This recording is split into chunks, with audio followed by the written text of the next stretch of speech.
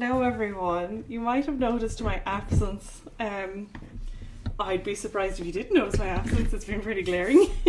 I just got a little bit overwhelmed with doing YouTube and I wasn't feeling it as much, so I took a little bit of a break. But I am back now and my uploads will not be every week, maybe every other week, and that's fine. So in today's video, I thought I'd do something I've never done before. I use a palette I've never used before, and that is the Zorn palette. So the Zorn palette is a palette that consists of titanium white. Now, in my scenario, I don't have all these exact colours. So I'm going to be using, instead of titanium white, I'm going to be using permanent white. Then it calls for cadmium red, which I do have. Then we have yellow ochre, which I do also have. And then it calls for ivory black. And I just have one that's labelled black. So I wanted to give this a go, because a good understanding and knowledge of how to just mix colours by themselves, not rely on buying a set of 50 different colours, especially when it comes to something like paints, because with paints you don't need a ton of different colours. You really can get away with quite a limited palette, like in this scenario. And this is a palette that I've never used before, so I thought it'd be fun to really give it a go and see how I get on with it. Now, the reason why I don't quite have the correct black or white is that I really, well, the white is just, I just buy whatever white. I think permanent white works well for me for mixing. And then I very, very rarely use black in any of my work, so that's why I just have a random black versus a proper black. I'm also using the white and the cadmium are both in gouache. One's the permanent white is in Winsor Newton Designers gouache, and the cadmium red is in Shinhan gouache.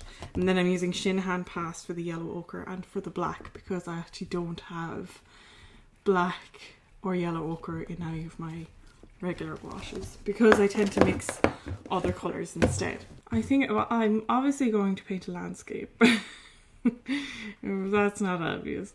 But the reason why I wanted to give this a go is because I just think it's important to show that you truly do not need a boatload of colours to create good art. You don't need expensive colours to create art or anything like that. I'm really adamant about that.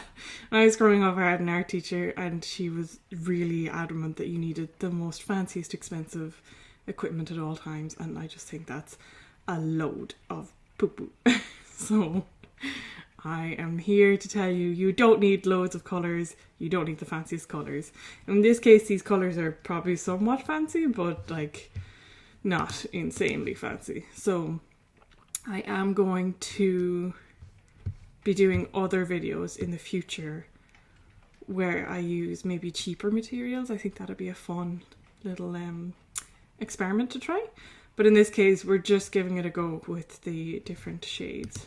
I thought it'd be best to only introduce sort of one variable at a time, because I thought maybe it might be a little bit too much introducing multiple variants at once, if you know what I mean. So I am thinking maybe a dark moody forest. So to familiarize myself, I am going to do some pre-mixing. This is what we're working with. So I think we're actually going to get some kind of cutesy sort of landscapes going on. I might warm up by doing some doodles just to fill up this page, and then see how I can mix them and stuff like that. Oh look, I lost my gel came off in that nail. Well, I apologise for my dishevelled appearance. So I'm going to probably just warm up with some doodles on this page. I'll probably just put you into some music and we will come back later, and then I will get into maybe possibly a more in-depth illustration. So let's go.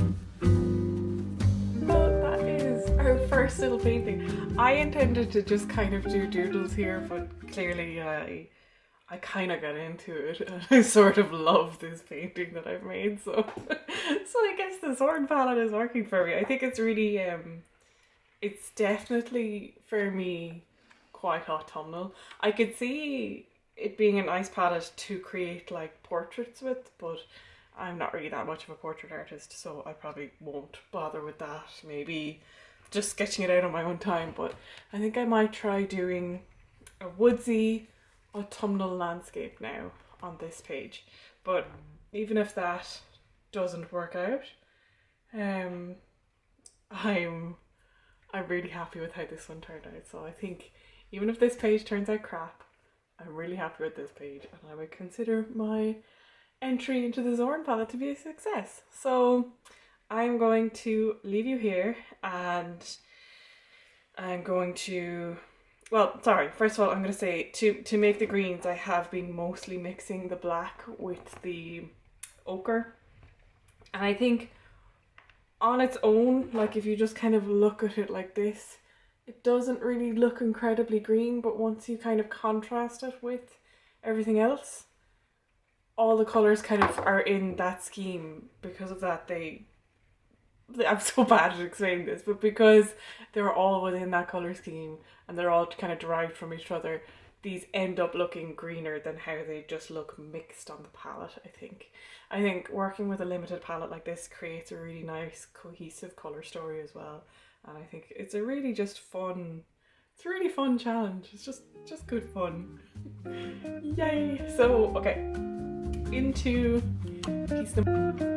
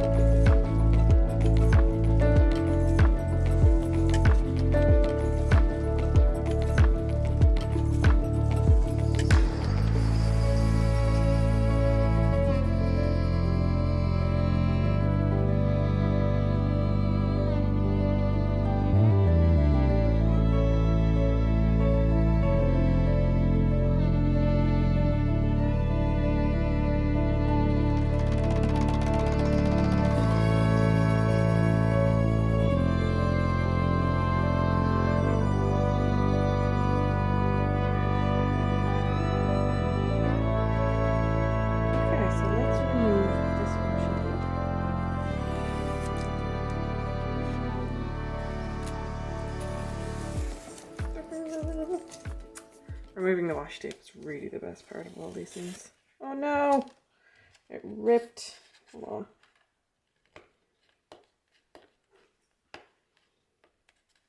There we go. Oof. This is not a satisfying paint feel. I apologise.